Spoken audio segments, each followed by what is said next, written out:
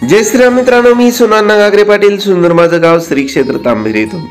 मित्रांनो, आपण पाहतात यूट्यूब चॅनल सुंदर माझं गाव, श्री क्षेत्र तांबेरे. असं गाव लोकसहभागाचं दुसरं नाव, जिथे राहतात घराचं घरपण, माणसाचं माणूसपण आणि गावाचं गावपण टिकवणारी माणसं.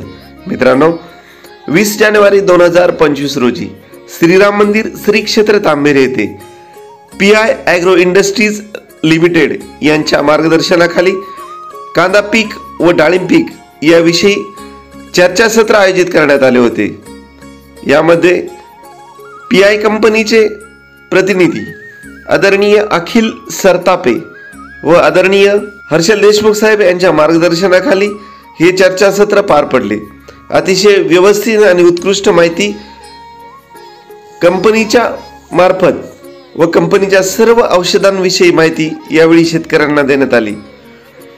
मित्रांनो, कांदा पीक व्यवस्थापन व डाळिंब पीक व्यवस्थापन याविषयी संपूर्ण माहिती या व्हिडिओमध्ये दिलेली आहे. त्यासाठी व्हिडिओ शेवटपर्यंत पाहायला विसरू नका. व्हिडिओ आवडल्यास नक्कीच लाईक, सबस्क्राईब आणि शेअर करायलाही विसरू नका. मित्रांनो, सुंदर माझं गाव श्री क्षेत्र तांबेरे हा फक्त यूट्यूब चॅनल नसून गावखेड्यातील सामाजिक, धार्मिक, शैक्षणिक आणि सांस्कृतिक व्हिडिओच्या माध्यमातून गावाचं गावपण जपण्यासाठी केलेला हा छोटासा प्रयत्न. सर्व शेतकऱ्यांचं PI इंडस्ट्रीज लिमिटेड या कंपनीतर्फे सहर्ष स्वागत करीत आहे. तर माझं नाव अखिल सरतापे, मी टेरिटरी मॅनेजर म्हणून दक्षिण नगर पाहतो. आणि आज आपल्यासोबत आले हर्षल सर, जो ओळख आहे ते आहे मार्केट डेव्हलपमेंट मॅनेजर पूर्ण पश्चिम महाराष्ट्र पाहतात. तर PI इंडस्ट्री या कंपनीविषयी थोडक्यात माहिती आपणास देतो. 50च्या दशकात 1950 साली सुरुवात झालेली कंपनी आज आपल्या देशाबरोबर बाहेरील इतर देशांमध्ये सुद्धा ऍग्रिकल्चर केमिकल मध्ये धंदा करते. तसेच आता तुम्हाला पहिलं PI कंपनी म्हटलं तर एक दोन प्रोडक्ट माहिती असतील. एक म्हणजे केटाजिन आणि एक म्हणजे बायोटा. किती शेतकऱ्यांनी केटाजिन आणि बायोटा वापरले? जे डाळिंबाचे शेतकरी आहेत त्यांना फक्त केटाजिन माहित होतं आणि आज बायोटा एक माहित आहे. पण आज कंपनीने जे काही प्रोडक्ट आपल्याकडे आले आहेत, एकूण 60 प्रोडक्ट आपल्याकडे अवेलेबल आहेत. त्याच्यापैकी आपण आज कांदा आणि डाळिंब या पिकावरती चर्चा करणार आहोत. त्यापैकी काही ठराविक प्रोडक्ट आपण इथे जे शेतकऱ्यांसाठी काही नवीन आहे, जे काही आता आपण त्याच्यावरती माहिती घेणार असे प्रोडक्ट आपण इथे आज उपलब्ध केले आहेत. तर PI कंपनी ही भारतामध्ये ज्या म्हणजे भारतीय कंपनी आहेत त्याच्यामध्ये एक नंबरचा बिझनेस हा PI इंडस्ट्रीज आहे. म्हणजे जे आपण इंडियन म्हणतो त्याच्यामध्ये एक नंबरला PI आहे. आणि इतर कंपन्यांचा जसं आपण टाटा वगैरे म्हणतो त्या आपल्या अशा कंपन्या इंडियन ओळखतात आणि बाहेरची जनता जी असते ते विदेशी कंपन्या आहेत. आपली PI इंडस्ट्री ही भारतीय कंपनी एक नंबर बिझनेस मध्ये आहे. एकूण 70,000 कोटीचा टर्नओव्हर या PI इंडस्ट्रीज या कंपनीचा आहे. तर आता आपण सरळ कार्यक्रमाला सुरुवात करूया. तर आता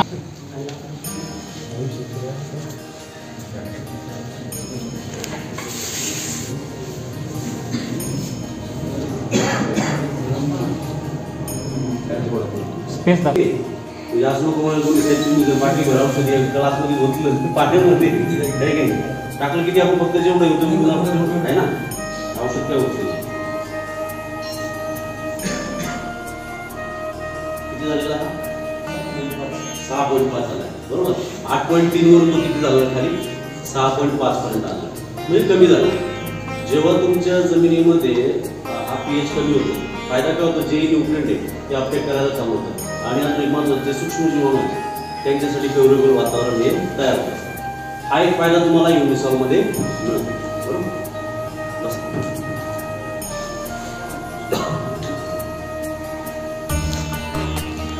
तर इथे जर आपण बघितलं की प्रोडक्टचे pH किती होता 4.5 होता. पाण्यात टाकल्यानंतर पाण्याचा pH किती होता 8.3, तो नंतर किती कमी झाला 6.5 पर्यंत आला बरोबर. म्हणजे थोडक्यात तो काय झाला मध्यपर्यंत. हेच याच पद्धतीने जेव्हा आपण सोल्युशन तयार करतो जमिनीत जाईल त्याचा pH होता हा थोडा इंचसाठी. असं नाही की आपण पूर्ण सीझन भरतो ठराविक, कारण आपण परत त्याच्यावर पाणी देणार नाही ड्रिपमधून. तुम्ही बघून जरा 8 ते 10 दिवस तुमचं ते पीएच मेंटेन राहील की जमिनीमध्ये चांगल्या प्रकारचं वातावरण तयार होईल जेणेकरून पीक हे आपले करायला चालू आहे. आणि महत्वाचा मुद्दा याचं काम काय आहे, तुम्ही कशासाठी वापरणार ते युमिसॉल? मुळीसाठी, पीएच मेंटेनसाठी नाही, तो ऍडिशनल फायदा आहे. पण मग तुम्ही ह्युमिक ऍसिड बोलले की नाही मगाशी, ते कशासाठी वापरतो आपण? मुळ्या चांगल्या वाढवण्यासाठी, बरोबर. याचं काम सुद्धा काय आहे? मुळ्या चांगल्या वाढवण्यासाठी. पण याचा ऍडिशनल फायदा काय का हा पीएच सुद्धा मेंटेन करतो. असं नाही की मात्र मग आपण पीएच मेंटेन करायचं म्हणून स्प्रेमध्ये सुद्धा वापरलं पाहिजे असं काही नाही. कारण ह्युमिक ऍसिड, कोणतंही ह्युमिक ऍसिड असतं, याचा सगळ्यात चांगला जो रिझल्ट असतो तो कुठून भेटतो? जमिनीतून, फवारणीतून नाही.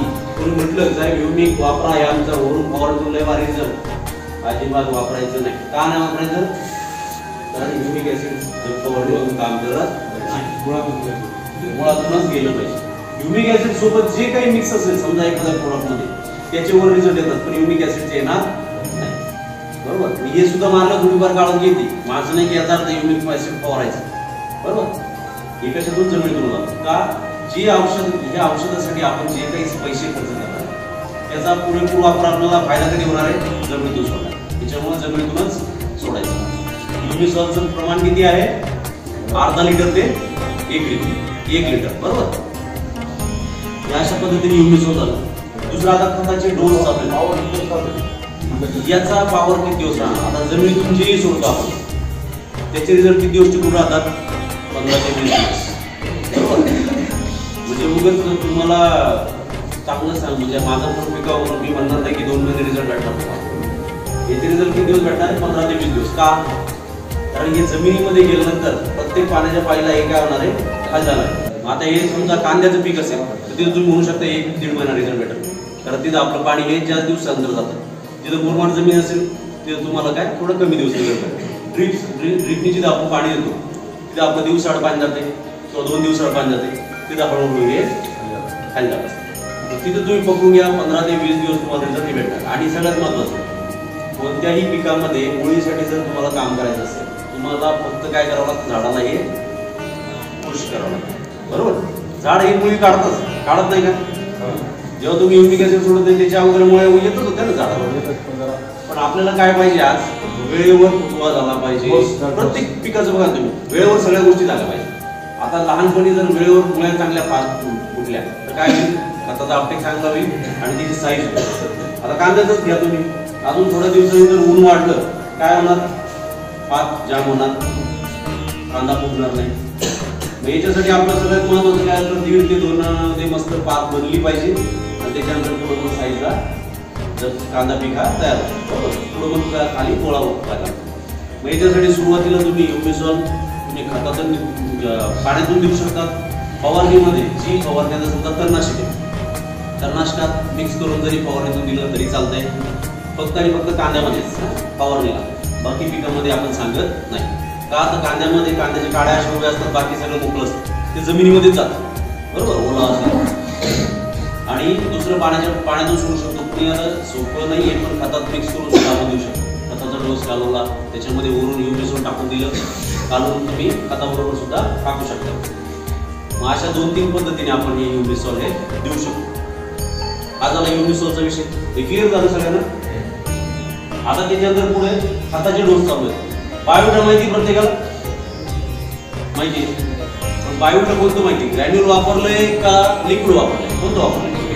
फवारणीचं वापरलंय, बरोबर. तर आता ही बायोटा आणि ही बायोटा सेम दिसते का? सेम आहे. जर कंपनीने 2 औषधं दिले, 2 प्रकारचे प्रोडक्ट दिले, सेम का दिले? काय वाटतं तुम्हाला? का दिले असतील? ग्रॅन्युल मध्ये आणि लिक्विड मध्ये का दिलं?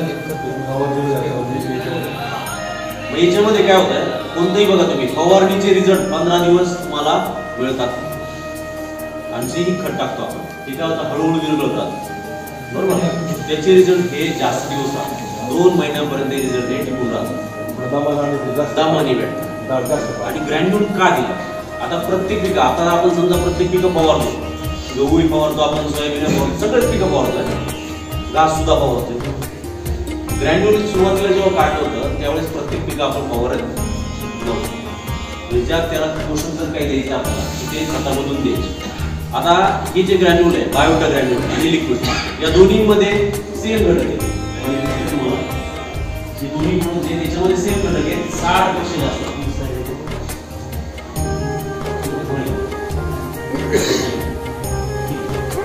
60 पेक्षा जास्त घटक याच्यामध्ये आहेत. मग त्याच्यामध्ये तुमचे व्हिटॅमिन्स आहेत, अन्नद्रव्य आहेत, PGR आहेत म्हणजे आपण त्याला संजीवक म्हणतो, शुगर आहे बरोबर, आणि 19 प्रकारचे अॅमिनो ऍसिड्स, असे टोटल सगळे मिळून हे 60 पेक्षा जास्त प्रकारचे घटक याच्यामध्ये आहेत. बायोटा दिल्यानंतर फवारणी केल्यानंतर तुम्हाला काय दिसतं, काय वाटतं? कांद्याला जर फवारणी केली, कांद्याला वापरलं प्रत्येकाने, कांद्याला फवारणी केल्यावर काय दिसतं, पूर्णतः कांदे हे काळत येतात बरोबर, आणि फास्ट 2-3 दिवसामध्ये तुम्हाला रिझल्ट दिसतो. मग काय येतं? कारण त्याच्यामध्ये पिकाला जे गरजेचं आहे ते सगळे घटक अवेलेबल आहेत. बरं हे कसे? आता आपण मोठ्या माहितीत आपण एक टाकले का अन्नद्रव्य ते असं त्याच्यामध्ये सीपीड आहे, ॲस्कोफॅलम नोडूसून नावाचं सीपीड आहे आणि प्लस हे इतर घटक, त्यामुळे त्याचा रिझल्ट तुम्हाला हा दिसून येतो फास्ट. बरं हे झालं तुम्ही फवारणी केलं तर आता ग्रॅन्युलचं तुम्हाला मगाशी बोललो, सुरुवातीला जो पहिला डोस आहे तुम्ही कधी टाकतात, तणनाशक झाल्यानंतर लगेच असतं, गवत मेलं तुम्ही लगेच खताचे डोसे टाकता. तुम्ही युरिया सोबत टाकत असाल, कोणी DAP, कोणी 19 त्या खतासोबत हे बायोटा ग्रॅन्युल जे हे 4 किलोची पॅकिंग आहे बरोबर, 8 किलो प्रति एकर प्रमाणे, किती 8 किलो प्रति एकर किंमत तर 8 किलो प्रति एकर याचा डोस आहे. हे तुम्ही खतासोबत मिक्स करू शकतात आणि टाकू शकता. आता याच्यामध्ये महत्त्वाचा मुद्दा पुढे येतो, यांचे जे कण आहेत ते बारीक येतात है ना, ग्रॅन्युल जे ते लहान आहेत, हे फक्त कालवल्यानंतर खाली राहणार नाही तळाला, याची काळजी घ्या.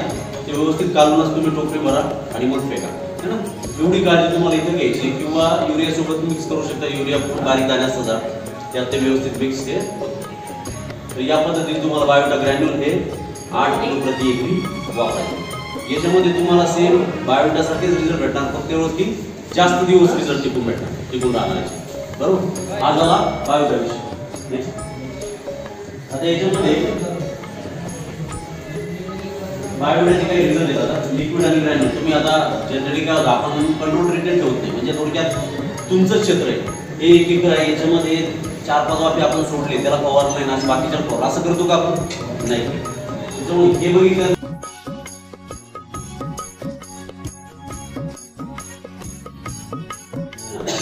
कधी दिसतं, जेव्हा तुम्ही ते 2-4 वाफे सोडणार आहे त्याला फवारणी करणार नाही आणि बाकीच्या लक्षात त्यावेळेस दिसते.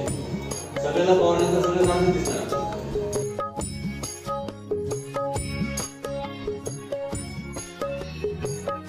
फार कमी 10-20 वापरत असतात तर युरिया टाकायची गरज नाही, 18 जे टाकतात तर युरिया टाकायची गरज नाही बरोबर. अशा पद्धतीने आता शक्यतो अशाच प्रकारचे खतं टाकतात. 24 पण चांगले, पण त्यात पोटॅश नाही बरोबर. तिथे तुम्हाला त्याच्यासोबत डायरेक्ट MOPची बॅग घ्यावं लागेल. अशा पद्धतीने म्हणजे पोटॅश मध्ये गेलं पाहिजे सुरुवात आहे. आता हा जो फुजळीचा प्रॉब्लेम येतो हा महत्वाचा काय, युरियाचा वापर जास्त, पाण्याचं प्रमाण सुद्धा जास्त अशा ठिकाणी येत असतो. तर याला काय करायचं? आता अजून एक प्रॉब्लेम जर बघितलं तुम्ही, शेवट जर 3 महिन्याचे कांदे झाले, पात कोणाची हिरवी राहते का, करपलेली असती, त्याच्यावर रोग आलेला असतो. पण 3 महिने झाल्यानंतर कोणी फवारणी करतं का? नाही करत. काय म्हणजे एक पाणी द्यायचं काढून घ्यायचं, म्हणून बुरशीनाशक कोणी फवारत नाही. ही जी बुरशी आपण आता बघा त्यावेळेस काय परिस्थिती असते, काय होतं नेमकं त्यावेळेस, कांदा कसा बघतो, पातीतला रस खाली बरोबर, पातीवर काय काय बुरशी, ती कुठं जाणार आहे, कांद्यात जाणार बरोबर. मग आता याच्यासाठी काय केलं पाहिजे, आपण बुरशीनाशक फवारणी केली पाहिजे बरोबर. आणि ती कधी, जेव्हा तुमचं शेवटचं पाणी द्यायचं आहे त्याच्या अगोदर फवारणी करून घ्या. म्हणजे थोडक्यात काय, 2 पाणी बाकी आहे, पहिलं पाणी द्यायचं, त्याच्यानंतर फवारणी करायची, दुसरं पाणी द्यायचं, सगळं पाणी कांद्यावर सोडून द्यायचं बरोबर. अशा पद्धतीने केलं पाहिजे. कारण त्यावेळेस काय महत्वाचं आहे, कारण तो जो पातीचा रस जो कांद्यात खाली येतो त्याच्याबरोबर बुरशी येते आणि तो कांदा आपला बरोबर. या सगळ्या महत्वाचं. आणि जर त्यावेळेस पाऊस जर झाला तर अति गरजेचं आहे फवारणी करा. मागच्या वर्षी आता मी गुजवतच आहे, आमच्याकडे पाऊस झाला होता, आमचे कांदे सडले, त्याचे प्रत्येकाचे सडले बरोबर.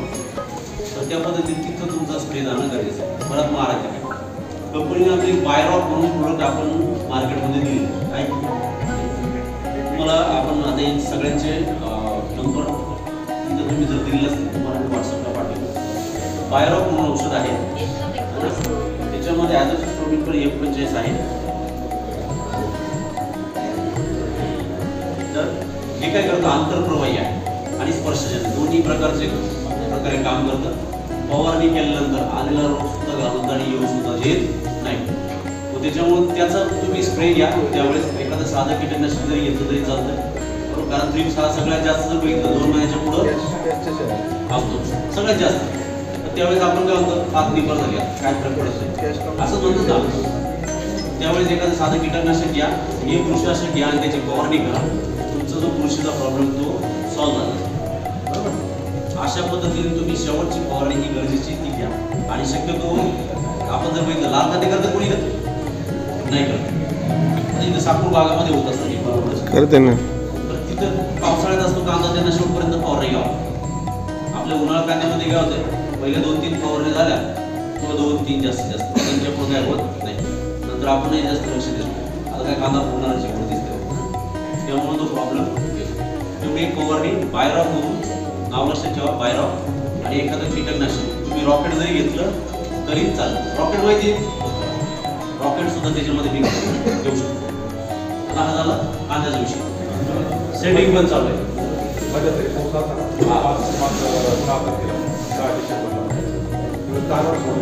थोडं लांबलं नाही लवकर करू नये. नाहीतर तुमचं फेब्रुवारीमध्ये राहायचे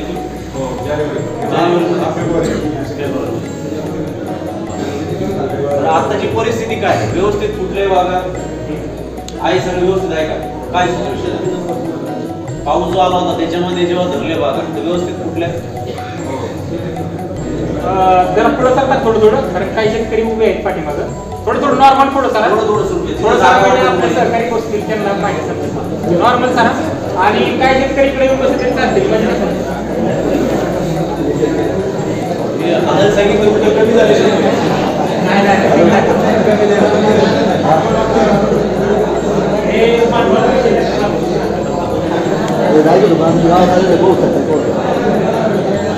या पुढं पाठीमागं जवळ पुढं सरा. डाळिंबामध्ये आता काहींच्या पानगळी चालू आहे ना, काहींचं छाटणी चालू असेल किंवा सेटिंग चालू आहे, सुद्धा सुरुवातीपासून घेऊ थोडंसं है ना. आता तुमच्याकडं प्रॅक्टिस असतील काही, समजा तणनाशक आपण काय म्हणतो पानगळीमध्ये तुम्ही थ्रिल घेत असतील, अजून काय काय घेतात, किरोक्रॉम पण घेतात, अजून काय घेतात,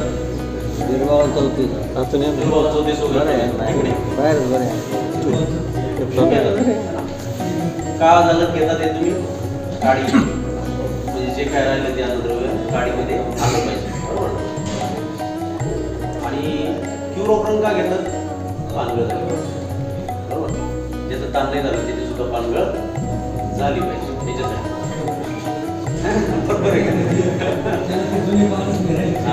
शक्यतो क्युरोक्रॉम कोणी रिकमेंड करत नाही, पण आता लोक वापरत आहेत. जो जुना शेतकरी त्यांनी सांगितलं तो वापरतो, मग आपण वापरतो. नवीन शेतकरी आता हा DAP डोळे सुद्धा वापरतो, पण शक्यतो तसं वापरलं नाही पाहिजे.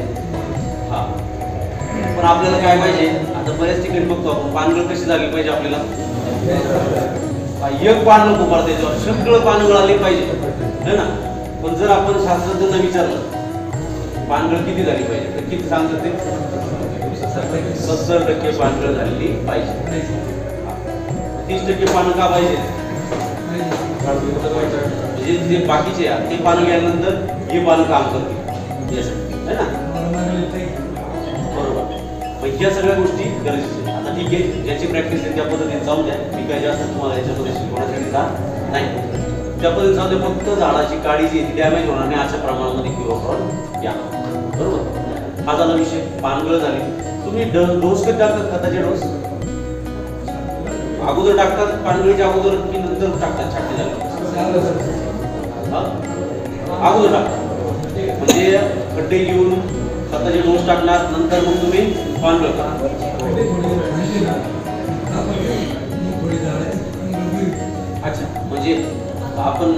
नैसर्गिक पद्धतीने पानगळ त्याला द्यायचे. मुळ्या तोडल्या म्हणजे लवकर पानगळ बरोबर. ठीक आहे. म्हणजे डोस मध्ये काय काय टाकतात त्यामुळे तुम्ही शेणखत टाकतात, फॉस्फेट टाकतात, निकोळपेट, समजा अजून काय खताचे डोस टाकत असतात. बरं मायक्रोन्यूट्रिएंट पण टाकतात. कोणतं मायक्रोन्यूट्रिएंट टाकतात? निंबोळी टाकतात. आता जेव्हा आपण DAP वापरत असेल समजा है ना, DAP सोबत जे ही खत आहे खत मिक्स करताना थोडीशी काळजी घ्यायची असते है ना.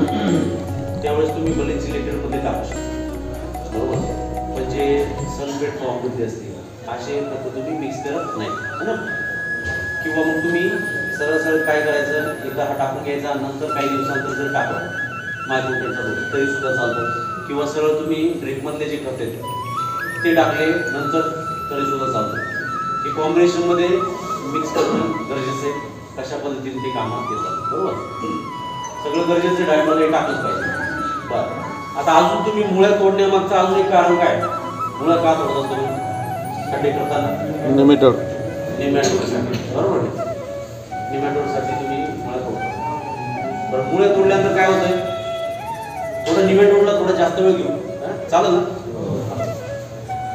मुळ्या का मुळ्या तोडल्यानंतर होतं काय, त्या ज्या गाठी आहेत बरोबर त्या काय होतात. बरं नंतर काय होतं, नवीन मुळे फुटते बरोबर. मी थोडं जवळ मला जायचं. नवीन मुळे फुटते. नवीन फुटल्यानंतर त्याला निमॅटोड येणार नाही का, येतो नाही. मग त्याच्यासाठी आपण काय करतो, औषधं सोडतो है ना. जे काय मार्केटमध्ये आहे ते औषधं सोडतात. बरं निमॅटोडचं काम कसं चालतं तुम्हाला माहिती का? नाही माहिती असेल माहिती पण समजा सांगितलं तुमच्या सांग. गाठी बघितल्या तुम्ही, गाठ आली याचा अर्थ काय झाला, त्याची पूर्ण लाईफ सायकल तयार झाली, पूर्ण झाली बरोबर. निमॅटोड जेव्हा जमिनीमध्ये असतो तो काय करतो, त्याला पोळी पाहिजे असते, पोळी है ना. त्यावेळेस तो काय करतो, पोळीमध्ये एंटर है ना. ज्या वेळेस तो एंटर करतो त्यावेळेस अर्धा पार्ट हा पोळीमध्ये असतो, बाकीचा पार्ट हा जमिनीमध्ये असतो. अशा पद्धतीने तो तिथं रोशोषण करतो. जेव्हा त्याची पूर्ण ती जीवक्रिया संपते त्यावेळेस त्याला काय करायचं असतं, अंडी घालायची असतं बरोबर. जेव्हा तो रस शोषण करतो त्यावेळेस काय होतं, त्या मुळीला सूज येत असते ना. सूज येते आणि आतमध्ये तो जागा करतो. त्याच्यानंतर त्याची लाईफ सायकल कंप्लीट व्हायला आली का तो आतमध्ये जातो आणि तिथं अंडी घालतो बरोबर. अंडी घातल्यानंतर तिथं काय होते, गाठ तयार बरोबर. आता गाठ झाल्यानंतर बऱ्याच ठिकाणी आपण बघतो की काही ठिकाणी आपण बघितलं मुळी तोडल्यानंतर काही गाठ मोकळी निघून येते म्हणजे निमॅटोड याला असं म्हणतो ना आपण. म्हणजे म्हणत असते प्रत्येक जण नाही म्हणत पण कोणी म्हणत असत बरोबर. ती गाठ निघून आली म्हणजे निमॅटोड निघाला नाही, तो गाठीत होता सगळा जमिनीत गेलाय है ना. म्हणजे तो काय झाला, नवीन मुळीसाठी पकडायला तो तयार झालाय. ते जेही अंडी होती त्या अंडीतून पिल्लं बाहेर आले आणि आता ते नवीन मुळीकडे जाणार बरोबर. अशा पद्धतीने चालत असतं. मग आता याच्यामध्ये आपल्याला निमॅटोड मारण्यासाठी जर करायचं असेल तर निमॅटोड मरतो कोणता, आपण मारतो निमॅटोड मरतो कोणता, जो जमिनीमध्ये आहे तो. मुळीवर आलेला निमॅटोड मरत नाही. कोणी म्हणत असेल का हे औषध सोडलं गाठ निघून आली तेव्हा का काय होत नाही. मरतो कोणता, जो जमिनीत मुक्त आहे काय आपल्याला दिसत नाही. जोपर्यंत गाठ येत नाही तोपर्यंत दिसत नाही. याला मारण्यासाठी जेही औषध तुम्ही सोडता ते सुरुवातीला सोडणं गरजेचं असतं जेणेकरून ते मुळीमध्ये घुसणार नाही. हा पर्याय. किंवा दुसरा कोणता, जेव्हा आपल्याला आता माहिती आहे आपण आता रेस्टिंग पिरियड मध्ये बाग सोडणार आहे है ना. म्हणजे आता माल काढून घेतलाय, रेस्टिंग पिरियड मध्ये आपण 1-1.5 महिना पाणी देणार आहे, नंतर बंद करणार आहे, त्यावेळेस सुद्धा तुम्ही सोडू शकता. अशा 2 वेळेस तुम्ही सोडलं पाहिजे. या 2 गोष्टी महत्त्वाच्या. का, रेस्टिंग पिरियड मध्ये सोडल्यानंतर काय होतं, त्याला वर फळं नसतात, त्याला फक्त जगण्यापुरता अंतर लागतं बरोबर. आणि त्यावेळेस निमॅटोड जे आहेत त्या मुळीतून बाहेर निघण्याचा प्रयत्न करतात है ना. या सगळ्या गोष्टी असतात. मग ते बाहेर राहून नंतर जेव्हा तुम्ही परत पाणी द्यायच्या मुळी तोडून नवीन मुळी फुटेल त्यावेळेस ते अटॅक बरोबर.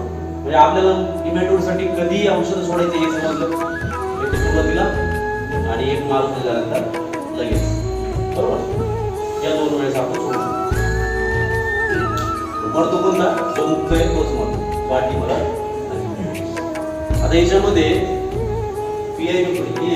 याची गरज आहे का दाखवायची? काय गरज नाही, मी पण थोडी दूर है ना. हे टाउनस म्हणून औषध आहे, याच्यामध्ये क्लिओपायरन म्हणून घटक आहे. 500 मिली एकरी प्रमाण असतं. डाळिंबामध्ये जवळ 1 ते 1.5 मिली प्रति लिटरच्या हिशोबाने तुम्हाला, लिटर नाही प्रति झाड या हिशोबाने तुम्हाला याचा वापर करायचा, बरोबर.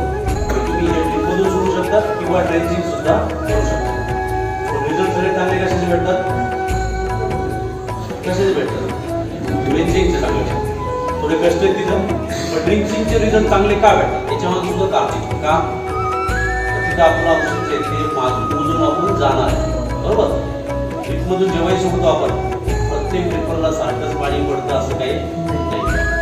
पहिल्या नवीन ड्रिप केलं तिथं पहिल्या वर्षी पडत, त्याच्यानंतर काही गॅरंटी नाही. म्हणून तुम्ही जेव्हाही वापरणार अशी चांगली औषधं की ते त्यावेळेस एकदा वापरल्यानंतर परत आपण मागणी घेपर्यंत वापरणार नाही, अशा औषधाची ड्रेंचिंग ही केली पाहिजे, ही गरजेची, बरोबर. किंवा टाउनस नावाचं जे औषध आहे हे तुम्ही त्यावेळेस वापरू शकता. तरी जेव्हा तुम्ही पहिलं पाणी फुल वापरता, बरोबर, फुल पाणी गेल्यानंतर जे दुसरं पाणी असेल त्या पाण्यामध्ये आपल्याला टाउनस हे प्रति झाड 1 ते 1.5 मिली, 3 वर्षापर्यंत जर असेल तर 1 मिली, त्याच्या पुढचं जर झाड असेल तर वय असेल झाडाचं तर 1.5 मिली प्रति झाडाच्या हिशोबाने तुम्हाला ड्रेंचिंगमधून द्यायचं, बरोबर.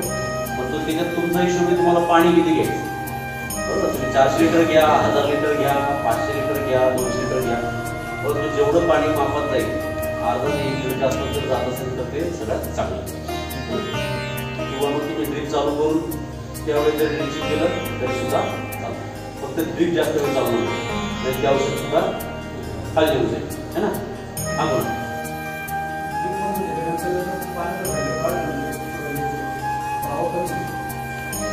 पावर कमी होते ना, पण याच्यात काय होतंय, तुम्ही जे ही डायल्युशन करणार पाणी काय माध्यम आहे, बरोबर.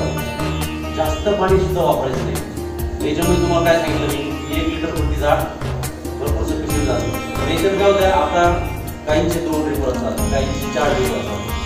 मग तिथं तुम्हाला विभागून द्यावं लागेल. मग तिथं थोडंसं पाणी तुमचं वाढलं तरी काय अडचण. पण जेव्हा तुम्ही ड्रिपर चालू करता, जास्त वेळ जर ड्रिपर चालू ठेवलं, कारण जे आपण तुम्ही याच्यातून सोडताना लक्षात, तेव्हा तुम्हाला त्या पद्धतीने रिझल्ट येत नाही. कारण काय, निमेटोड जास्त करून आपल्याला पुढे त्रास देतो एवढ्या, बरोबर. जमिनीपासून एवढ्या अंतरामध्ये तो त्रास देतो, त्याच्या खाली आपण लक्ष देत नाही. कारण खड्डे आपलं एवढंच असतं ना, खड्डा एवढंच करतो पुढं, मग तेवढ्या अंतरामध्ये आपलं औषध हे राहिलं पाहिजे. आणि याच्यामध्ये आपल्याला जे ड्रिप देणार तुम्ही अगोदर थोडासा ओलावा करून घ्या आणि मग नंतर त्याची ड्रेंचिंग करा. त्याच्यानंतर 5 मिनिटं ड्रिप चालू करायचं आणि बंद करून त्याच्यापेक्षा जास्त काही गरज नाही. आणि हे तुम्ही एकत्र कशा देऊ शकता नाही, सिंगल तुम्हाला वाटले याच्यामध्ये तुम्ही सोड करू शकता. त्याच्या व्यतिरिक्त बुरशीनाशक, कीटकनाशक काहीही देऊ नका. तर तुम्हाला सोडताना फक्त तुम्ही डावरस आणि युनिसॉल दोन्ही एकत्र करायचं आणि त्याच्यात झाडाप्रती झाडाची हिशोबाने ड्रेंचिंग करू शकतो. काय समज इथपर्यंत. आता याचा इफेक्ट जो आहे जमिनीमध्ये जेवढे निमेटोड आहे त्याच्यामध्ये काही प्रमाणात ते पर्सेंटेज मी सांगू शकणार नाही, पण एवढं बघू शकतो आपण 70 ते 80% निमेटोड मारतात. त्याच्यानंतर जेवढं तुम्ही वरून पाणी जातात महिनाभर इफेक्ट राहणार, त्याच्यानंतर रिझल्ट देत नाही कोणतंही औषध. 1 महिना परत रिपीट केलं चालतंय का? हा, हे फक्त निमेटोड मारतात. मग ते निमेटोड चांगले असू द्या किंवा वाईट असू द्या, निमेटोड हे मारणार. जीवाणू हानिकारक नाही. का नाही हानिकारक याच्या मागे सांगतो. जीवाणूला आपण काय म्हणतो इंग्लिशमध्ये बॅक्टेरिया म्हणतो, बरोबर. बॅक्टेरिया मारण्यासाठी काय लागतं, बॅक्टेरियानाशक लागतं. बॅक्टेरियानाशक कोणते मार्केटमध्ये व्हॅलिडामायसिन, कासोडामायसिन, स्ट्रेप्टोसाइक्लिन आणि बॅक्टेरियानाशक आहे ना, बॅक्टेरियासिड वगैरे ना. हे 4 प्रकारचे येतात. हे वापरल्यानंतर तुमचे जे जमिनीतले जे जीवाणू आहेत त्याच्यामुळे शक्यतो याचा वापर करायचा असेल. म्हणजे थोडक्यात काय आपण आता कॅल्शियम म्हणतो, पण तिची जी शरीराची झीज आहे ती भरून काढण्यासाठी आहे ना. मग हे जे झाड आहे, या झाडाने जेव्हा तुम्हाला पानं म्हणजे फुटवा काढून दिलाय त्यावेळेस काय होतं, त्यांच्या झाडातलं जेवढंही स्टोरेज होतं ते काय झालं संपले. तुम्ही सुरुवातीला मुळ्या तोडल्यात म्हणजे झाडाला त्यावेळेस मुळीच काढायचं पण काम आहे, वर पानगळ पण केली, छाटणी पण केली, म्हणजे त्या झाडाला काय काय कामं आले. त्याला मुळी सुद्धा काढायची, त्याला वर फुटवे सुद्धा काढायचे, फुटवे झाल्यानंतर पान आल्यानंतर पहिले त्याला फुलटून काढायचे, बरोबर. मग या सगळ्यामध्ये प्रॉब्लेम काय होतो, जर आपलं पाण्याचं नियोजन जमलं, न्यूट्रिशनचं जर ढासळला तर नर फुलं निघण्याचे प्रमाण हे जास्त असतं. मग त्यामुळं तुमचा पोषक म्हणजे अन्नद्रव्य तिथं कधी गेलं पाहिजे, चौकीमध्ये.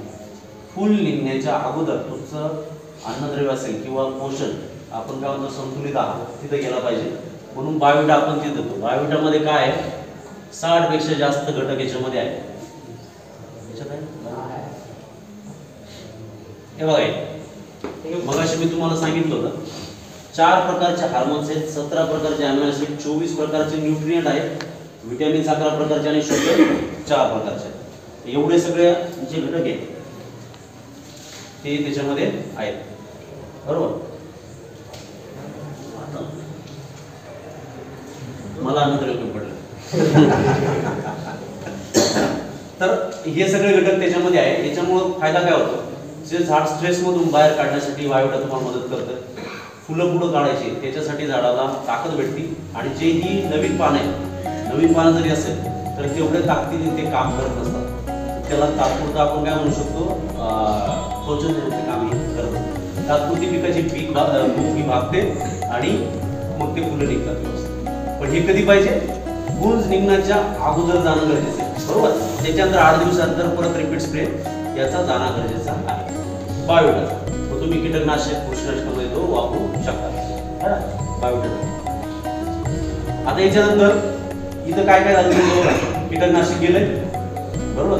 काय अजून गेलं तुमचं, बायोविटा गेलं. नंतर आली पुढची गोष्ट कोणती आली, फुलं निघतात बारीक. बरं, त्यावेळेस काय होतं, तुम्ही काळे होतात फुल आहे ना, फुलं जे बारीक बारीक काळे होतात.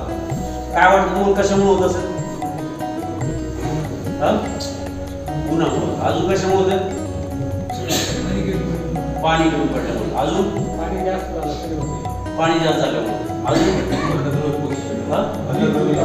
काय, धुळीमुळे. अजून येऊ द्या प्रश्न, आता उत्तर येऊ द्या थोडीशी, म्हणजे मला एक असे चर्चासत्र भरपूर होत असतील होतात ना, म्हणजे बऱ्यापैकी माहिती तुम्हाला मी नवीन दिलंय तुमच्यासाठी आहे की नाही. थ्रिप्समुळे होतं, हे उत्तर बरोबर आले.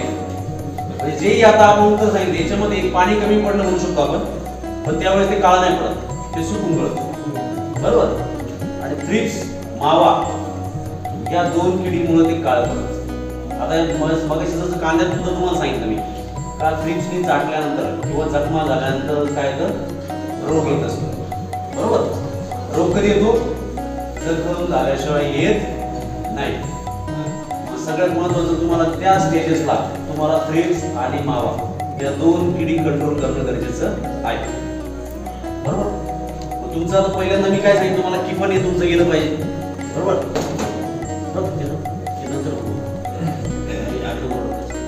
त्याच्यानंतर दुसरा एक प्रक्रिया, फुलं निघाले, फुलं जस्ट आले तर तिथून पुढे तुम्ही प्रक्रिया ही वापरू शकता. प्रक्रिया का वापरायचं, सगळ्यात महत्वाचं थ्रिप्स म्हणजे लाल कोळी आणि पांढरी माशी जर सोडली सगळ्या किडी या प्रक्रियेने कंट्रोल होतात. मावा, तुडतुडा, थ्रिप्स, अळी, कोणत्याही प्रकारची अळी, नाग अळी, फळातली अळी असू द्या, वांग्याची शेंडे असू द्या, कोणतीही अळी या प्रक्रियेने मरते. थ्रिप्स तुमचा ब्लॅक थ्रिप्स असू द्या आणि रेग्युलर थ्रिप्स, तो सुद्धा ही प्रक्रिया कंट्रोल करतात. मी काय सांगितलं तुम्हाला, पांढऱ्या माशी, लाल कोळी सोडून सगळ्या किडी प्रक्रियेने कंट्रोल या होतात. तर दिलेत बघा, आहे ना. याच्यात पुढे तुम्हाला पांढरी माशी दिसते सांगितलेलं नाही, लाल कोळी आहे का, पण बाकीच्या सगळ्या किडी याच्यामध्ये तुम्हाला दिसतात, बरोबर. याचं प्रमाण काय, 50 मिली प्रति 200 लिटर पाणी. किती, 50 मिली प्रति 200 लिटर पाणी. पण हे काम कशा पद्धतीने करतो, 50 मिलीची छोटीशी बॉटल दुकानात असली तरी दिसणार नाही लवकर, दुकानदाराला सांगायला भाऊ पुढे प्रोप्रियत दिला, हा बरोबर. कॉस्ट किती आहे,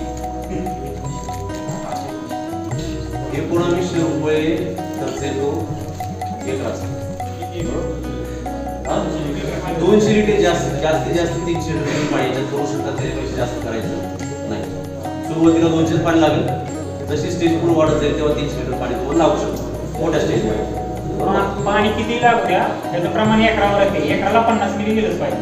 पण मग काय होतं, जेव्हा तुमचं 400 लिटर पाणी जाईल, बरोबर, 400 लिटर पाणी कधी जातं आपलं, जेव्हा धुवून मारायचं असतं तेव्हा, बरोबर ना. मग असं तेवढं पाणी एकरी आपण ठरवत नाही. मग त्यासाठी औषध तुम्हाला दुसरं घ्यावं लागेल. 400 लिटर जर पाणी मारायचं असेल 21 दिवसापर्यंत. सगळ्यात महत्वाचं काय, मधमाशीला त्याच्यावर येतो मी. आता पहिले किंमत विचारल्यामुळे आम्हाला मध्ये सांगावं लागलं, नाही तर परत म्हणजे साहेबांनी सांगितलं नाही. आता याच्यात सगळ्यात महत्वाचं तुम्ही बघा, कोबी वांगी करतात का, खातो का, का बरं खातो.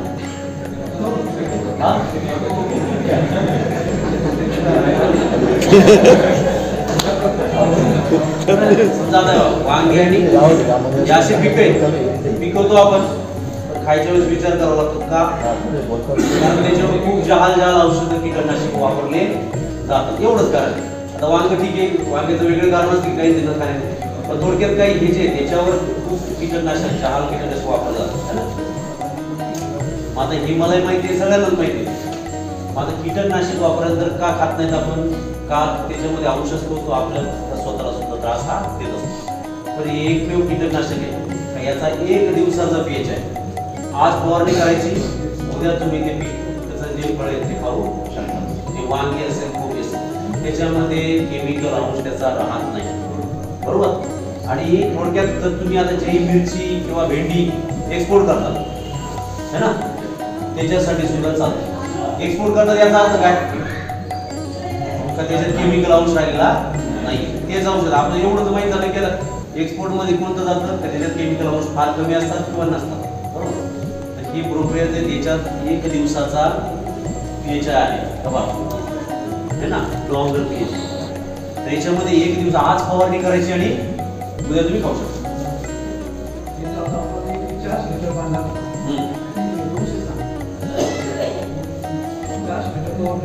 आता याच्यात महत्वाचा मुद्दा असा, 300 लिटर पर्यंत एकरी तुम्ही पाणी घेऊ शकतात 50 मिलीसाठी. 400 तर काय होतं, जेव्हा आता झाडं वाढले बरोबर, जनरली तुम्ही कोणतंही औषध घ्या, एकरी जरी तुम्हाला इथेनॉल मारायचं असलं, पाणी वाढतं, तुमचं प्रमाण वाढतं, एकरी कोणी वापरत नाही. कोणतंही औषध घ्या. झाडात सुद्धा मग तुम्हाला लिमिट उडतं, मग यात सांगितलं 3 वर्षापर्यंत काय सांगितलं 1 लिटर, नंतर काय सांगितलं 1.5 लिटर. का बरं, झाड वाढलंय ना, झाड मोठं झालंय, बरोबर. जिथं समजा तुम्ही जे झाड आहे सुरुवातीला तुम्हाला 200 लिटर पाणी लागत होतं, त्याला तुमचं 300 लिटर पाणी लागतंय, भरपूर झालं 300 लिटर पर्यंत. 400 लिटर जेव्हा पाणी जात आहे, एक तर झाड मोठं असेल तरच जाईल, नाही तर जेव्हा आपल्याला धुवून औषध मारायचं त्यावेळेस जर तुम्हाला पाणी वाढवावं लागते, तर औषध तुम्हाला प्रमाण हे वाढवावं लागेल. चांगलं रिझल्ट पाहिजे. मला 1 बॉटल मी घ्यायची असेल, फक्त मी म्हणलो असतो घ्या मागून जाऊ, काय करतो, परत तुम्हाला दुसरा एखादा औषधाचा हाता मारावा लागतो. थोडक्यात तुम्ही सांगू काय, हा रिपीट घेतलं पाहिजे का, हा प्रश्न एक आहे. तुम्हाला मगाशी जर सांगितलं का एक औषध रिपीट लगेच मारायचं नाही, जरी आमचं आहे तरी सुद्धा मारायचं नाही. तुम्हाला जास्त दिवस जर प्रोग्रेस वापरायचं पुढे जाऊ, कारण याच्या पुढचं अजून औषध काय आलेलं नाही मार्केटमध्ये. ही लेटेस्ट मधली केमिस्ट्री जी मागच्या 2 वर्षापासून आपण देतो, ग्रुप 30 मधलं एक प्रोडक्ट आहे.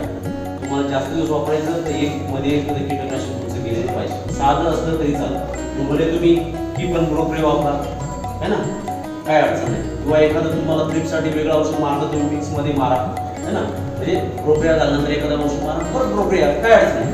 पण तो जो आहे ती लिंक आहे ना, ती तोडणं गरजेचं आहे. लगेच वापरायचं नाही. तर मग अशी मी सांगितलं तुम्हाला, एक औषध होतं जुनं, सारखं तेच वापरायचं होतं, ते आता वापरून रिझल्टच देत नाही. कंपनी सुद्धा त्याचं प्रमाण वाढवतो, तरी सुद्धा रिझल्ट देतो, बरोबर. तर अशा पद्धतीने हे जर तुम्हाला वापरायचं, तुम्ही म्हणजे एखादं साधं कीटकनाशक तरी घ्या, म्हणजे जेणेकरून तुम्हाला पुढे ते वापरता येईल. पण याची फवारणी तुम्हाला काही सांगितली पुन्हा बारीक निकालनंतर. पण आता तुम्हाला मग पीएच आहे सांगितला, मधमाशी असताना जरी तुम्ही फवारलं, मधमाशी मरणार नाही, बरोबर. म्हणजे तुम्ही बिनधास्त वापरू काय अळी कोणत्याही प्रकारची असू द्या, फळात असेल है ना, फुलावर असेल, सगळ्या प्रकारच्या अळ्या हे मारतो. थ्रिप्स फुलात असू द्या किंवा बाहेर असू द्या, औषध तुमचं पोहोचणं गरजेचं आहे. याच्यासाठी तुम्ही काय करू शकता, याच्यामध्ये सुपर स्प्रेडर असतं, सिलिकॉन बेस्ड है ना, स्प्रेडर पेनिट्रेटर. म्हणजे थोडक्यात सांगायचं झालं, स्प्रेडर बऱ्याचपैकी भेटतात मार्केटमध्ये. प्रमाण सगळ्यांचं सेमच असतं, 50 मिली प्रति 2 लिटर पाण्याचं. परंतु महत्वाचं काय असतं आपल्याला, आता त्याच्यामध्ये थोडंसं फरक होतो. स्प्रेडरचा अर्थ काय होतो, पसरवणे, बरोबर, पसरवणे. स्टिकरचा अर्थ काय होतो, चिटकवणे. पेनिट्रेटरचा अर्थ काय होतो, आतमध्ये घुसणे, बरोबर. तर ह्या सगळ्या गोष्टी जे औषध करत जे स्प्रेडर करत असत किंवा आपण काय म्हणतो साबण म्हणतो किंवा काय, ते तुम्ही वापरणं गरजेचं आहे. स्प्रेडर तुम्हाला स्वतःच नाही भेटतात, ते फक्त स्प्रेड करतात, बरोबर, पेनिट्रेट करणार तुम्ही औषध घ्या. तुम्ही आज तर बघितलं असेल, कोणी टाकून दाखवतं तुम्हाला पानावर टाकून दाखवतं पसरलं, बरोबर. याचा अर्थ काय, ते स्प्रेड होते. पण ते औषध खालच्या साईडने पान मोठं होते का हे तुम्ही बघा. ते जर होत असेल तरच ते पेनिट्रेट होते, नाही तर होत नाही. सगळेच तुम्हाला वरून दाखवतील पसरलं, पण खालच्या साईडने जर आलं याचा अर्थ काय होईल, तुमचं जेही औषध तुम्ही वापरणार आहे खालच्या आपला थ्रिप्स पूर्ण असतो, मावा पूर्ण असतो, तिथं औषध तुमचं जाणं गरजेचं आहे. ही एक काळजी घ्या. अशा प्रकारचं एखादं स्प्रेडर तुम्ही प्रोक्रियामध्ये मिक्स घेणं गरजेचं आहे की जेणेकरून ते सगळीकडं जाईल. हा ते स्प्रेडर आहे, पेनिट्रेटर नाही. ते बघा तुम्ही एकदा. आता मी सगळ्यांचं नाव घेण्यापेक्षा तुम्ही एकदा चेक करा, तुम्ही जेही वापरतात है ना. आपलं सुपर स्प्रेडर आपण दाखवायला नेमकं मी तेच विचारलं त्यांना, आता आहे का, आणलेलं नाही. सुपर स्प्रेडर म्हणून नाव आहे त्याचा. त्याचा सेम डोस आहे 50 मिली. तुम्ही एकदा बघा ते पेनिट्रेट होतंय का है ना. आणि सगळ्यात महत्वाचं अजून एक, तुम्ही जेही आणणार आहे, तुम्ही जे 200 लिटर पाणी तयार केलंय त्याच्यातला एखादा थेंब तुम्ही पानावर टाकून बघा. हे असं टाकण्यापेक्षा जे तुम्ही सोल्युशन तयार केलंय त्याच्यामध्ये जेव्हा तुम्ही स्प्रेडर टाकशाल त्याचा एखादा थेंब तुम्ही पानावर टाका आणि मग ते पसरतंय का हे चेक करा, बरोबर. म्हणजे तुम्हाला कळलं की ते झाडावर गेल्यावर पसरतंय की नाही पसरत, है ना. हा झाला विषय कीटकनाशकामध्ये, स्प्रेडरमध्ये. प्रोप्रियनचं झालं. प्रोप्रियन तुम्हाला इथे वापरलंय कोणी प्रोप्रियन?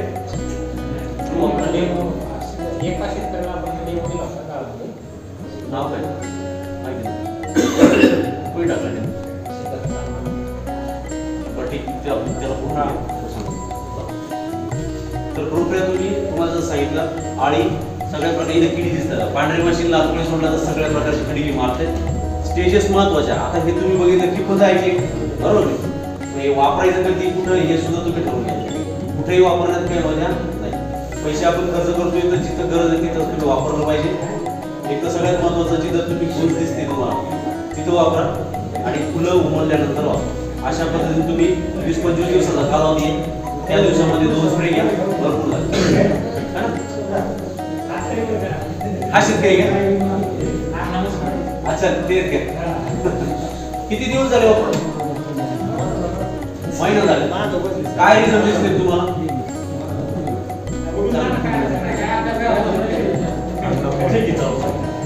आहे वापरलेले तिथे शेतकरी तुम्ही स्वतः वापरा आणि तुमच्या शेतामध्ये तुम्हाला रिझल्ट बघायला मिळतील.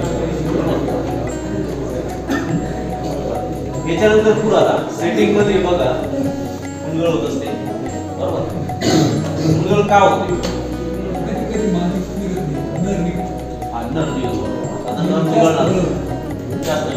आता नर निघण्यामागचे कारण मी सुरुवातीलाच ते सांगितले.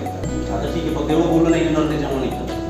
काय होतं, पाण्याचं कमी जास्त झालं, काडी तुमची तयार झाली का, कोवळी काडी असेल तरी सुद्धा नर निघतं. टेम्परेचर कसं आहे, बरोबर. तर कधी कधी काय होतं, पहिलं पाणी आपलं भरपूर जातं, नंतर मग आपला शेंडा बाहेर निघायला लागतो, पडतो, आपण दाबण्याचा प्रयत्न करतो, बरोबर. मग तेव्हा सुद्धा नर निघण्याचे चान्सेस जास्त.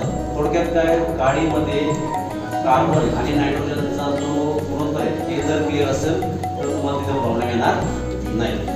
तुम्ही म्हणजे इथं झालं पुस्तकी ज्ञान, ते करायचं कसं की होऊ नये म्हणून काय करायचं, जे मी सुरुवातीला सांगितले सगळ्यात महत्त्वाचं ताण बसणं गरजेचं आहे. काही आपल्याला जर तुमची काढीला जो ताण न बसता जर समजा आपण पकडलं असेल बरोबर, तिथं तुम्हाला हे निघणार फक्त एवढं जे आधी कुठं जास्त निघेल त्याच्याकडे आपल्याला प्रयत्न करावा लागते. तिथं तुम्ही पाण्याचं प्रमाण जे आहे ते मापात द्यायचं बरोबर. हा एक महत्त्वाचा मुद्दा. आणि कसं त्याला न्यूट्रिएंट देता येईल याच्याकडे लक्ष. पण नायट्रोजन फार कमी घ्यायचं, नायट्रोजन ऑलरेडी भरपूर आहे. आता गहू एवढं पडतंय नायट्रोजन येऊच राहिलं सगळं आहे ना, आणि तो झाडावर पडतोच, ते झाड घेतच आहे. म्हणजे पाणी दिलं नाही तरी सुद्धा झाड फुटत आहे, सुकलेलं काही दिसत नाही. अशा पद्धतीने यावेळेस तुम्हाला काय करावं लागतं, नायट्रोजन कमी करायचं, पोटॅशचं प्रमाण हे वाढवावं लागतं बरोबर. जसं फुलं निघायला सुरुवात झाली, फुल दिसते, फुलं आता पुढे जाऊन उमलणार आहे ना 2-3 दिवसामध्ये. त्या स्टेजेसमध्ये तुम्हाला काय करायचं आहे का तुमच्या झाडाचे न्यूट्रिएंट बॅलन्स चांगला पाहिजे, अन्नद्रव्य व्यवस्थित दिले पाहिजे. आता याच्यामध्ये काही शेतकरी बघितलं तर ॲमिनो ॲसिड पण वापरतात बरोबर. पण ॲमिनो ॲसिड कोणते वापरायचे हा एक महत्त्वाचा मुद्दा. तुम्ही वापरतात ॲमिनो ॲसिड पण नाही वापरतात, काही ठराविक शेतकरी वापरतात.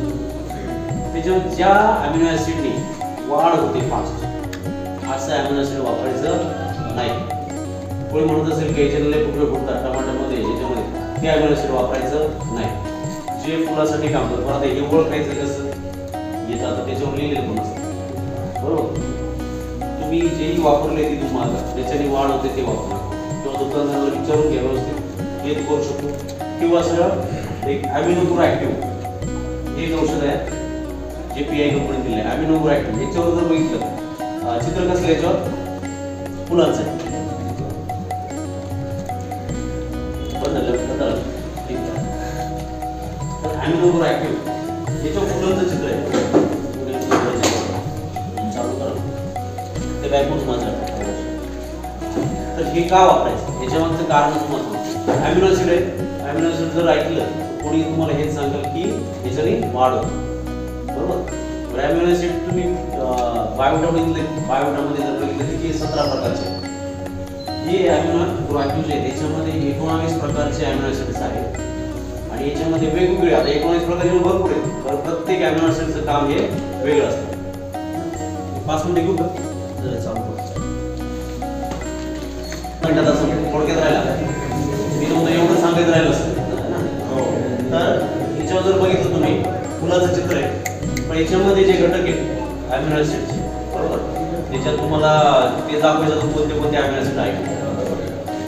तर याच्यामध्ये ज्याचं जास्त प्रमाण आहे ते जास्त करून फुलांसाठी, सेटिंगसाठी, फुगवणीसाठी आणि स्ट्रेससाठी याच्यावरच काम करतात.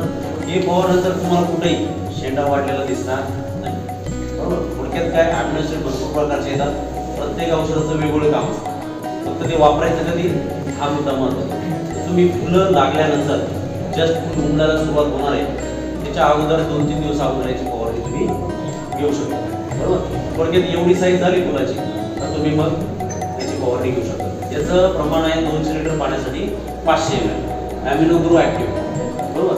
हे फुलासाठी, सेटिंगसाठी आणि फुगवणीसाठी या स्टेजेसमध्येच काम करतं. नंतर वापरायची गरज नाही, अगोदर पण वापरायचं नाही. फुलाच्या अगोदर वापर, कारण त्याचा काही उपयोग तिथं नाही. त्याच्यासोबत तुम्ही कीटकनाशक घेऊ शकता. तुम्ही जर प्रोप्रिया घेणार असेल त्यावेळेस ते घेऊ शकता. तुम्हाला बुरशीनाशक वाटत असेल, आता मगाशी एक विषय राहिला की दूध असते त्यावेळेस रेपचा माव्याचा जेव्हा अटॅक येतो त्यावेळेस बुरशीचा सुद्धा खूप मोठा प्रॉब्लेम तिथं होतो बरोबर. त्यावेळेस तुम्ही कीफन तुम्हाला जे सांगितलं, कीफन, बायोविटा आणि विस्माचे ऑलरेडी उपलब्ध पण आहे, याची तुम्ही मिक्स फवारणी घेऊ शकता. तर विस्माच का याच्यामध्ये तुम्हाला होतो, त्याच्यामध्ये जो पायरोफ्लोस्ट्रोबिन हा घटक आहे बरोबर. हा घटक जो आहे याचे कण पानावर असे चिकटलेले असतात बरोबर. म्हणजे काय होतं, प्रत्येक जेव्हा फवारणी करणार किंवा झाड उरलं होईल थोडक्यात त्यावेळेस हे जे कण आहे ते पाण्यात विरघळून झाडामध्ये जातात. यामुळे तुम्हाला जास्त दिवस रिझल्ट ह्या जो घटक आहे त्याचाच मिळतो. आता याच्यामध्ये दुसरे पण येतात ॲझोक्सिस्ट्रोबिन वगैरे, पण त्यांचे कण तसे काम करत नाही. आपल्याकडे दुसरे प्रोडक्ट आहेत जसं मी बाहेर मगाशी तुम्हाला सांगितलं बरोबर, ते इथं नको. पण तुम्ही इथं भिस्मा वापरू शकता जेणेकरून तुम्हाला जास्त दिवस रिझल्ट येईल. ते तुम्ही कीटकनाशकामध्ये, बुरशीनाशकामध्ये मिक्स वापरू शकता. ठीक आहे. तर अशा पद्धतीने तुम्हाला त्यावेळेस ड्रीपसाठी टिपण घ्या, बुरशीनाशक म्हणून विस्मा घ्या 240 ग्रॅम प्रति 200 लिटर पाण्यासाठी आणि बायोडा त्याच्यामध्ये. त्याच्यानंतर पुढचा जो स्प्रे अॅमिनो ॲसिडचा बोलतो, अॅमिनो रिॲक्टिव्हचा बोलतो आहे ना, तर हे जर तुम्ही ब्रोप्रियासोबत तुम्ही मिक्स घेऊ शकता.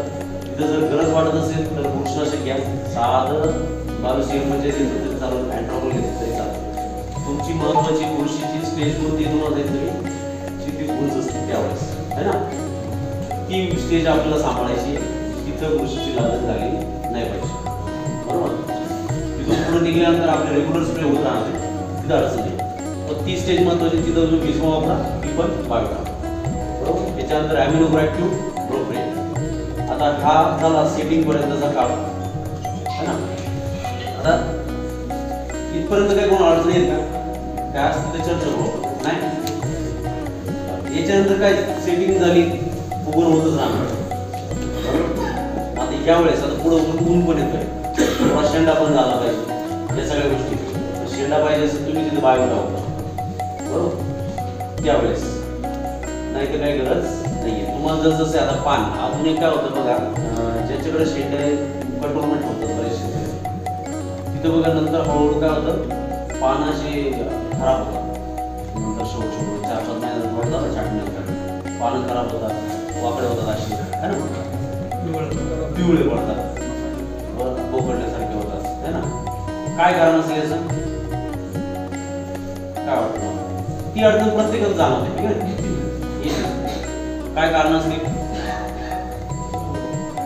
उन्हामुळे एक सगळ्यात महत्वाचं, त्या पानाचं वय झालं, बरोबर. पहिले काय त्याचं वय झालंय, त्याच्यामुळे त्याला जास्त ताण सहन होत. बरेचसे लोक काय करतात, ते शेंडे वाढवतात थोडेसे, बरोबर. एक तर काय सावली पण होते आणि नवीन पानं पुढे जे तेच पुढे जाऊन अन्न बनवणार, म्हणजे त्या सुद्धा गोष्टी महत्वाच्या आहेत.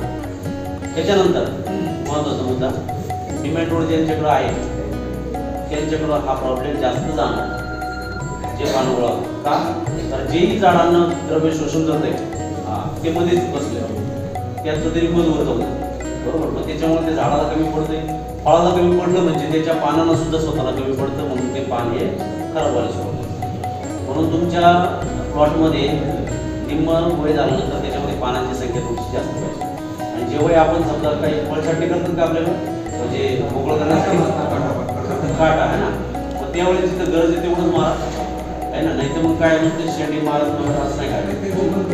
हा, ओपन करा तुम्ही, पण आतमध्ये ओपन करा, बाहेरचं ओपन नका. जिथं गरज आहे तेवढं करा. तुम्हाला पानं ही गरजेची आहेत, नवीन पानं आहे ना, त्याच्यामुळे ती काळजी घेणं गरजेचं आहे तुम्हाला. आता हे बऱ्यापैकी सगळ्यांना माहिती आहे, पण ते छाटणी केल्यानंतर आपल्याला असं वाटतं कधी कधी छाटणी केली का नाही लोकांनी, त्याच्यामुळे आपण अजून थोडंसं कमी करायला होतं, बरोबर.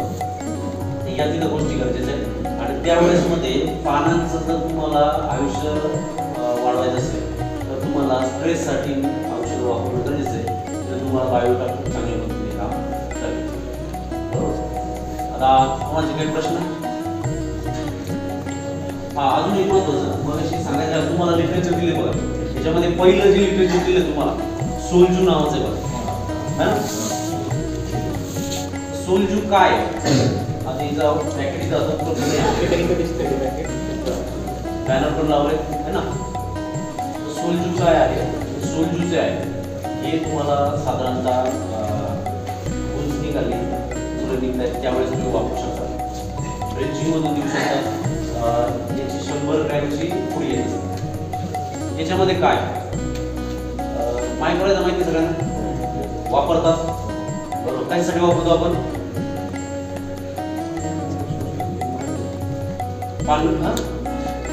अन्नद्रव्य अपटेकसाठी है ना, मुळीसाठी वापरतो, बरोबर. पण त्याचं काम काय महत्वाचं, ते मुळी वाढवत नाही. मुळी वाढवत तुम्हाला युनिसॉलच वापरायचं, ते अपटेक करून देणार. बरं, कुठलं अपटेक करून देणार आहे, जे मुळांच्या कक्षेपासून लांब आहे, बरोबर. आपण मुळांच्या कक्षेपासून लांब आहे. आता या सोल्जूमध्ये काय, याच्यामध्ये पहिला मुद्दा मायक्रोरायझ आहे. दुसरा महत्वाचा मुद्दा याच्यामध्ये PSB, झिंक, सल्फर, सिलिकॉन याच्या बॅक्टेरिया हे असं सगळं कॉम्बिनेशन तुम्हाला या सोल्जूमध्ये दिलं आहे. आणि 100 ग्रॅम प्रति एकरी प्रमाण आहे. किती 100 ग्रॅम प्रति एकर ट्रिपसाठी हे ड्रिप मधून द्यायचे. पण हे द्यायचं कधी हा एक महत्वाचा मुद्दा.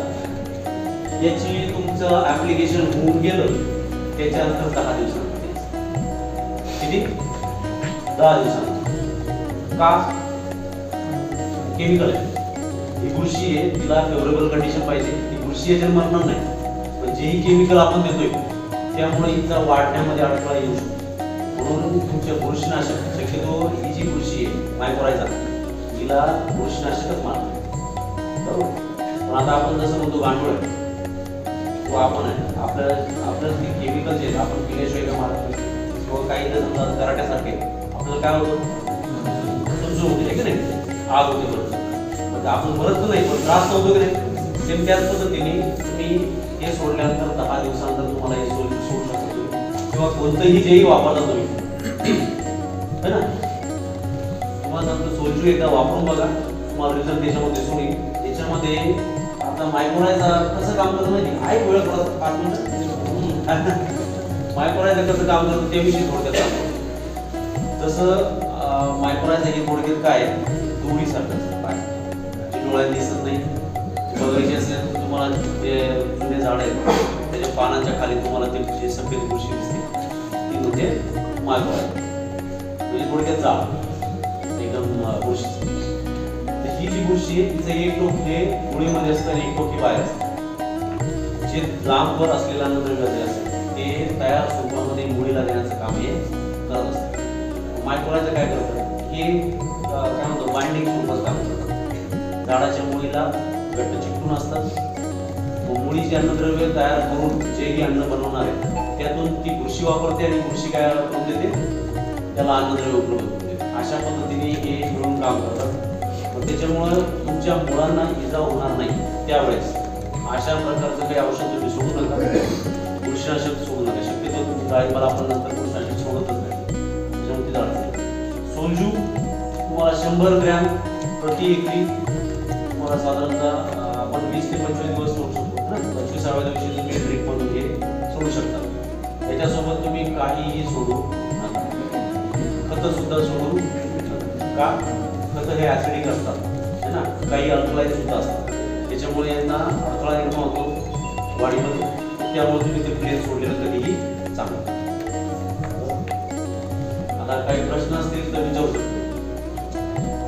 ओव्हरऑल काय अडचण नाही. म्हणजे आमचं औषध नसलं तरी आपण सांगतो काय औषधं भरपूर आहेत अजून डाळिंबामध्ये. कीटाची तरी सांगितलंच नाही तुम्हाला है ना. कीटाची आता बऱ्याच ठिकाणी बघा झाडं सुकलेली दिसतात तुम्हाला. एक तर मेन प्रॉब्लेम तुम्हाला ते निमॅटोड आहे. दुसरा आहे काय म्हणतो पिनहोल बोरर म्हणजे त्याला आपण बुरशी म्हणतो ठीक आहे. आणि तिसरं कारण असतं बुरशी. आता बुरशी कधी येते या दोघांनी प्रॉब्लेम दिल्यावरच येते नाही तर येत नाही है ना. म्हणजे निमॅटोडमुळे मुळ्या खराब झाल्या त्या सडत जातात हा एक प्रॉब्लेम असतो. आणि दुसरा असतो सुरक्षा तिथं जखम होते त्यामुळे तिथं बुरशी डेव्हलप होते आणि मग ते फुजारे घुसवतात मग ते जाळतो.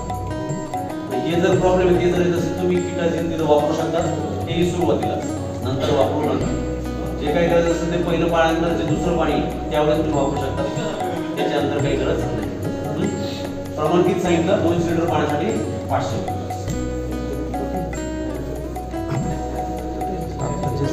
क्वेश्चन असतील तर विचारा. आमच्याकडून सांगण्यात झालंय. एकदा रिव्हिजन घेऊ थोडक्यात मुळीसाठी. परत एक स्टेप बाय स्टेप सांगा तुम्ही आता. रिव्हिजन फक्त एक 5 मिनिटामध्ये झालं ना.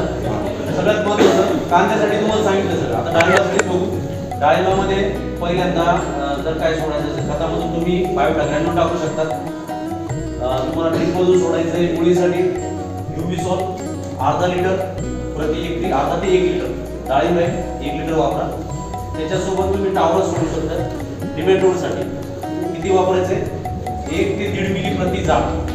थोडक्यात एवढं तुमचं पकडून झालं की एकरी तुम्हाला 500 मिली हे लागणार आहे बरोबर ड्रिंचिंग ही. त्याच्यानंतर आता पानं निघाले फुटल्यानंतर काय होतंय पानं आले चौकी आहे फुल निघालं नाही आहे अजून तर त्यावेळेस तुम्हाला काय वापरायचंय तुम्हाला बायोविटा वापरायचंय. बायोविटा वापरायचं त्यासोबत तुम्ही म्हटले 0-1 वापर का वापरा काय अडचण 0-0-50 वापरायचं असेल ते सुद्धा वापरू शकता कॉम्बिनेशन मध्ये बरोबर. त्याच्यानंतर फुलं बारीक दिसायला लागले तुम्हाला कीटकनाशक घेणं गरजेचं. कीटकनाशक बद्दल सांगितलं तुम्हाला, की पण सांगितलं की पण प्लस त्यासोबत काय घ्यायचं बायोविटा. आता गुंज आहे त्यावेळेस तुम्हाला बुरशीनाशक गरजेचं आहे, तुम्हाला त्यामध्ये ग्रीस्मा वापरायचं. म्हणजे कॉम्बिनेशन काय आलं की पण बायोविटा ग्रीस्मा हे तीन एकत्र घेऊ शकतात. हे झालं. त्याच्यानंतर जसं थोडं मोठं झालं त्यावेळेस तुम्हाला काय सांगितलं मी कीटकनाशक म्हणून प्रोप्रिया, त्याच्यानंतर एग्रोप्रिया आणि ॲमिलोग्राइड. बरोबर, हा तिथं तुम्हाला घ्यायचा आहे. फुलं उमरल्यानंतर सुद्धा आता हे ॲमिलोग्रोज आहे 10 दिवसानंतर रिपीट मारायचं. कारण फुलाची जी सेटिंगमध्ये होता तो काळ आहे आता जवळजवळ 1 महिन्याचा. बरोबर, काही अगोदर फुलं निघतात काही नंतर निघतात, त्यामुळे तिथं 10 दिवसानंतर रिपीट स्प्रे याचं तुम्ही घेऊ शकता. पहिलं प्रोप्रिया जाते, त्याच्यानंतर 10 दिवसांना असणे की प्रोप्रिया घ्यायचं. एखादं कीटकनाशक थ्रिप्स आणि माव्यासाठी काम करतं अशा पद्धतीने. बऱ्याच वेळेस आपण बघतो थ्रिप्सचं आणि माव्याचं औषध वेगवेगळं असतं है ना. असणे की थ्रिप्सचं चालणार माव्याला चालू सुद्धा. आता हे ठीक आहे, हे दोन चालतील, पण जे तुम्ही मध्ये घेणार आहे मिक्स है ना कोणते तरी, तिथं बघा ते थ्रिप्सला चालतंय का माव्याचं चालतंय. बऱ्याच वेळेस असं येतं की थ्रिप्सला आपण मारायला जातो पण नुकसान मावा करून जातो है ना. हा सुद्धा महत्वाचा असतो. तर ते तिथं काळजीपूर्वक तेवढं लक्ष द्या. बाकी नंतर सेटिंग झाल्यानंतर फुगवणीसाठी तुम्हाला ॲमिलोग्रोज एखादा हात चालत.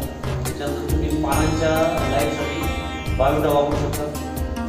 सोलली तुम्हाला मी सांगितली, हे सोलली तुम्ही कधी वापरायचं आहे 25 दिवसाचा प्लॉट झाल्यानंतर तुम्ही ड्रिपमधून हे सोडू शकता. काय अडचण, खतासोबत मिक्स करायचं नाही. बरोबर, चालेल सर. हा तेलकट डाग, आता तेलकट डागावर औषध आहे का नाही, तुम्ही उत्तर सांगितलं. त्याला थोडक्यात आपण काय करू शकतो, त्याला येऊ न देणे हाच पर्याय.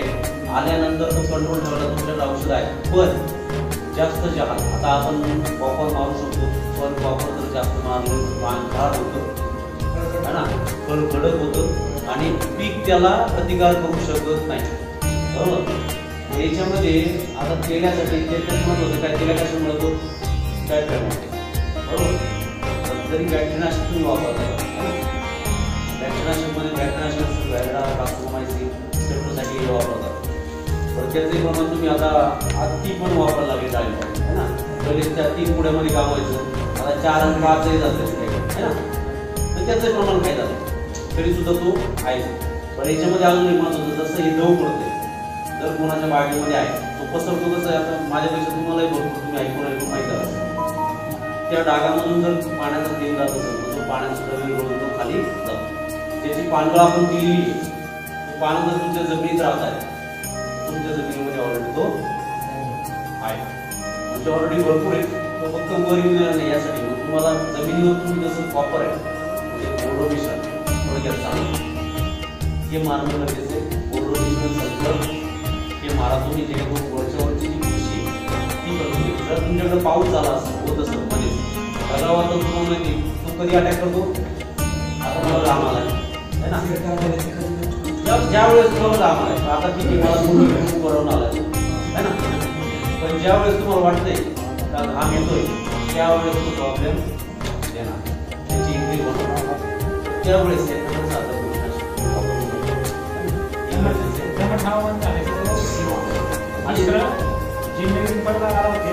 अंतर जरा जास्त ठेवा, कारण की जर बागेतली हवा खेळती राहिली तर त्याचं प्रमाण कमी राहते. जर बागेतली हवा दाट राहिली, जर हवा खेळती नाही राहिली तर त्याचा फायदा अधिक वेगाने होतो. त्यामुळे हवा खेळती राहण्यासाठी साधारणतः प्रमाण 15x10 किंवा 15x12 वरती राहते किंवा 12x12 वरती राहते. लई जवळ लावणं नवीन सांगतो, नवीन लावणार आहे. आता आपण किती सांगितले आता कोणी वापरणार नाही. महत्वाचा मुद्दा काय आता साहित्य ना करून घ्या. आपल्या बागेत जर आहे तर आपल्याला तिथे किंवा आपल्या झाडाची हेल्थ वाढून चांगली ठेवून आपण त्याला नियंत्रित करू शकतो. बाहेरून जर नाही बाहेरून येण्यासाठी जे त्यांचे कात्री वगैरे असतील त्या निर्जंतुक करून घ्या.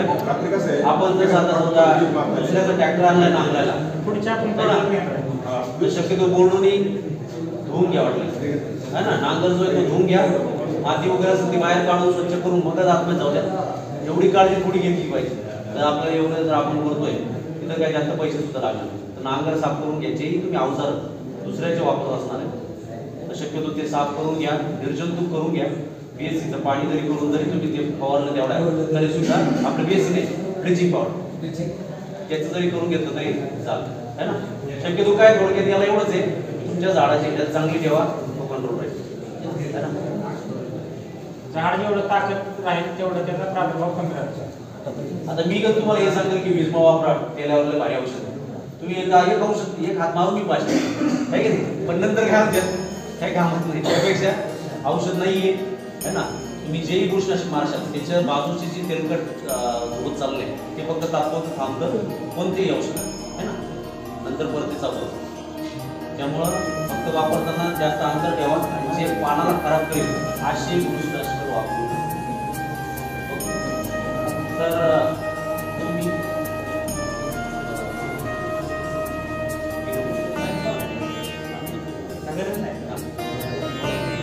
तर इथं आलेल्या सर्व शेतकऱ्यांचे प्रथमतः या कंपनीकडे हार्दिक आभार मानतो. आणि आपल्याला या मीटिंगसाठी आपल्या गावातील श्रीराम यात्रा कमिटी यांच्यातर्फे हे स्थळ उपलब्ध झालं. कंपनीतर्फे त्यांचे खूप आभार मानतो.